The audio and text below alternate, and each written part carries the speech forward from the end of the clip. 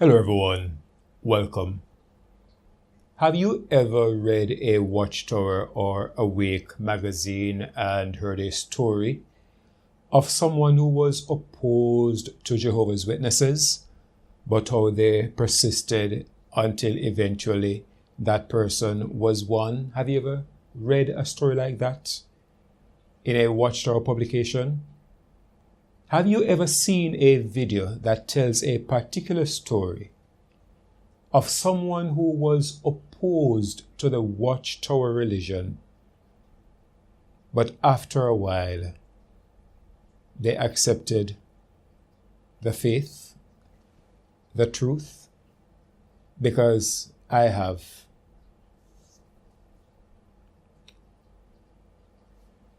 I cannot recall exactly what question I was asking some Jehovah's Witnesses a few years ago, but I am confident it would have been something surrounding the return of Jesus in 1914, or Bet Sarim, or the appointment of the faithful and disgraced slave, because those were among the themes around which I would challenge Jehovah's Witnesses in the early days. And I remember I was speaking with a number of Jehovah's Witnesses in my community. We were on the street, and I was asking them some questions, and they would not answer. And I'm asking, why will you not answer me? I'm asking what I believe are reasonable questions. And a lady with a nice smile said to me, "Do you know why we will not answer you? Because we do not throw our pearls to swine." Ouch. Then, as hard as the past few weeks had been, it just got harder.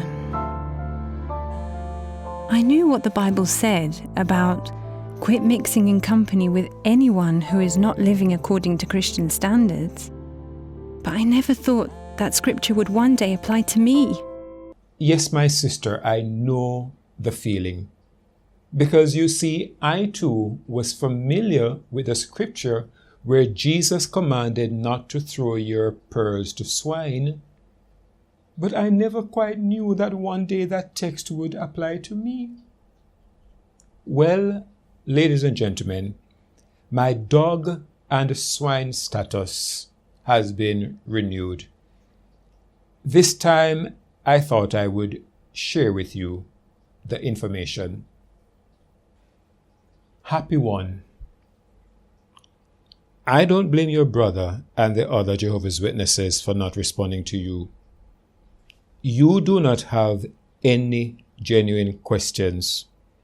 You are not interested in truthful answers, and you won't listen to what you are told. Matthew 7:6, "Give not that which is holy unto the dogs, neither cast your pearls before swine, lest they trample them under their feet, and turn again and rend you." King James Version. Note Barnes' commentary on this. Pearls are precious stones found in shellfish, chiefly in India, in the waters that surround Ceylon. They are used to denote anything peculiarly precious. In this place, they are used to denote the doctrines of the gospel. Dogs signify men who spurn, oppose, and abuse that doctrine. Men of peculiar sourness and malignity of temper, who meet it like growling and quarrelsome curs. Swine. Swine denote those who would trample the precepts under feet. Men of impurity of life, corrupt, polluted, profane. I am profane, apparently. I am obscene. I am sensual, and I would not know the value of the gospel, and I would tread it down as swine would pearls. The meaning of this proverb then is, do not offer your doctrine to those violent and abusive men who would growl and curse you, nor to those peculiarly debased and profligate who would not perceive its value, would trample it down and abuse you. This verse furnishes a beautiful instance of the introverted parallelism. I want to say thanks to Happy One for posting that comment. It is rather interesting because someone says, when someone throws stones at you, take them and build a firm foundation. You see, Happy One, you are providing evidence that the questions that I'm asking cannot be answered by Jehovah's Witnesses. Did Jesus return in 1914? It is far easier to say, we will not throw our pearls to swine, than to answer. Does it make sense to you that Jesus appointed a faithful slave in 1919 and the slave did not know? Easier to say we will not throw our pearls to dogs than to answer that question. Dear Jehovah's Witnesses, if Jesus returned in 1914 and you are supposed to observe the memorial until he comes, why are you still observing it? And you can see what the easier answer is. These are among the questions that I've posted so far to Jehovah's Witnesses. These are the questions that I've sent to my brother and 3 other Jehovah's Witnesses I know, for which I am getting this response. A question. Dear Jehovah's Witnesses, you have not responded to the question. Will you listen to Anthony Morris, or will you listen to the Apostle Peter? And I cited 1 Peter 3:15, where the apostle encourages Christians to give an answer to every man who asks you about your faith. Will you listen? It is easier to tell me that you do not throw your pearls to swine than to answer that question. What you have done, Happy One, is demonstrated that Jehovah's Witnesses will find a convenient out, anything to avoid answering the question. 2 of the persons I indicated in the previous video that one of them responded to me. Well, I saw another today. 2 of them together in one place. And the response I got from one is that he knows the truth, so he is free. That's the answer to all those questions that I've asked. The one I met today told me that he will not answer my questions because they are not relevant. Did Jesus return in 1914 as you teach? Not relevant. Did you know that the Bible teaches that there is one God and one mediator between God and man, Jesus? Did you know that the governing body teaches that Jesus is not your mediator? Irrelevant question. The organization teaches that Jesus returned in 1914. Did he irrelevant question. All the questions I've asked so far, irrelevant question. It is much easier, isn't it, to say it is an irrelevant question than to attempt to answer. Why the dancing around? You see, happy one, other Jehovah's Witnesses are watching this. There are Jehovah's Witnesses watching this who are pondering the questions that I'm asking, who are not able to give an answer, who are wondering, who are hoping that another Jehovah's Witness will come here and give an answer. And you are helping me to demonstrate, do you see, Jehovah's Witnesses, that you cannot find a colleague who can answer those questions? Because you can bury your head in the sand as much as you want. You can declare the questions irrelevant as much as you want. But can you answer? Can you do what Peter said and give an answer to every man?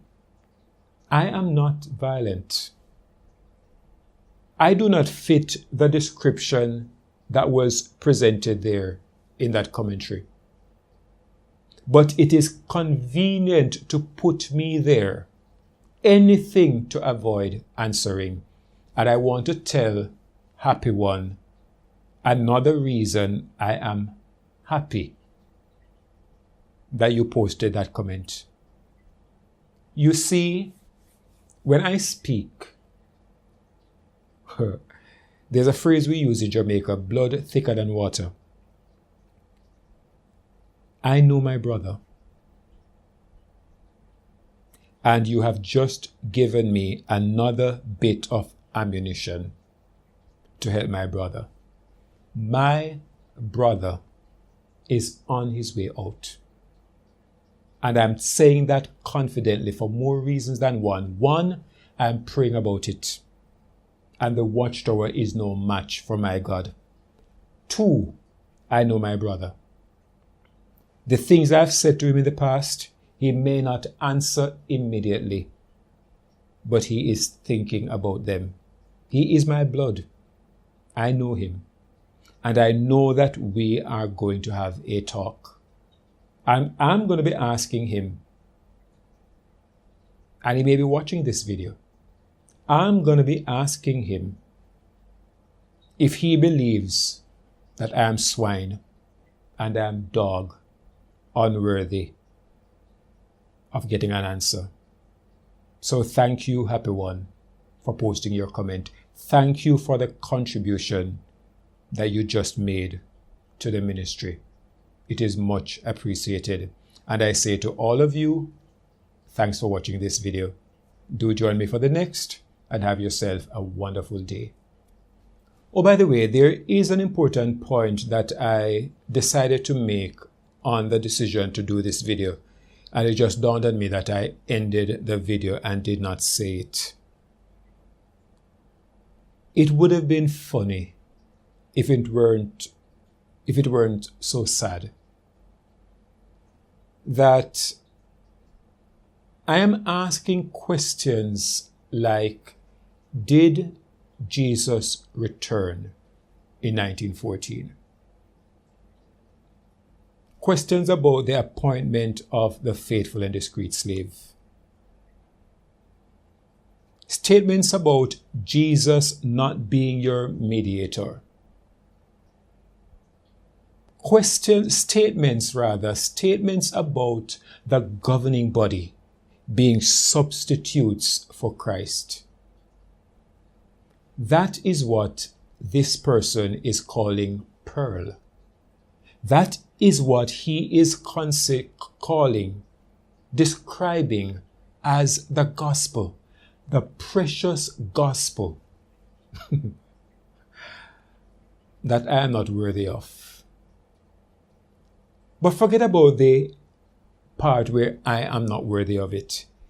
It is this whole idea that they believe that that is the gospel. That is the precious, beautiful pearl. that they have to share.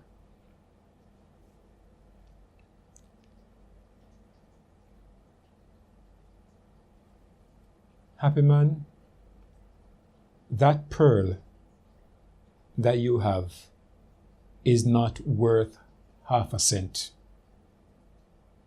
It is worthless.